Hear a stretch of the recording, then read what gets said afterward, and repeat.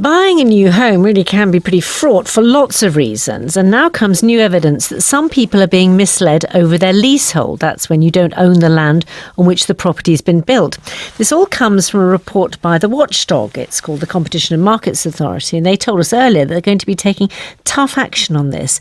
Well, here in the studio now is Joe Darbyshire, co-founder of the National Leasehold Campaign. Good morning. Good morning.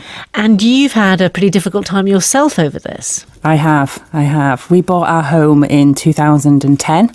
We were told it was leasehold. We were told the ground rent was £295 and that it doubles every 10 years, which we thought was unusual. So we inquired about buying the freehold, and we were verbally told that we could buy the freehold at any point for around £5,000. 11 months later, the developer sold the freehold on to an investor.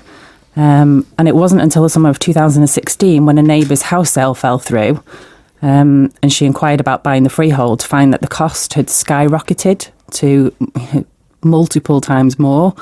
So the quote she received back was around £50,000. 50 from 5? Yeah, so since then I found out that the way that they calculate the value of the freehold is very complex, but the value of my freehold in the market is determined to be around £30,000. And by running your campaign, you've come across a lot of other people who've had difficulty. Very, very similar stories, and that's why today's report from the CMA is so encouraging to see that there's evidence of that systematic mis-selling and withholding of critical information at the point of sale. How widespread do you think this kind of these people being misled? How widespread do you think it is? Oh, there's thousands of us. So there's 16,000 of us in the National Leasehold Campaign on Facebook, but that's a drop in the ocean when there's over 6 million leaseholders in the UK. And the Competition and Markets Authority told us that they were going to be taking tough enforcement action. What would you like to see in concrete terms? For me personally, I'd like everyone involved in this to do the right thing, which from my perspective is to say, put us back in the same position we would have been if you'd properly informed us at the point of sale. So from my perspective, I was told I could buy my freehold for £5,000. If I could get my freehold now for £5,000 less the ground rent I've paid today, I will be back in the same position financially that I would have been if they hadn't withheld information that was critical. Do you think that would be practical though? Because you've already said that, the freehold's already been sold on to somebody else. I guess that's the right thing to do. And the people who have the powers to make the right thing happen need to help us to do that.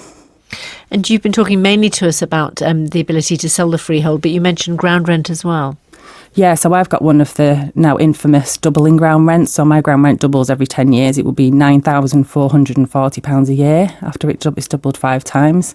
My house is currently, I wouldn't be able to sell my house. Nobody could get a mortgage on it. I can't remortgage. It's trapping so many families in homes that they just can't sell or can't remortgage.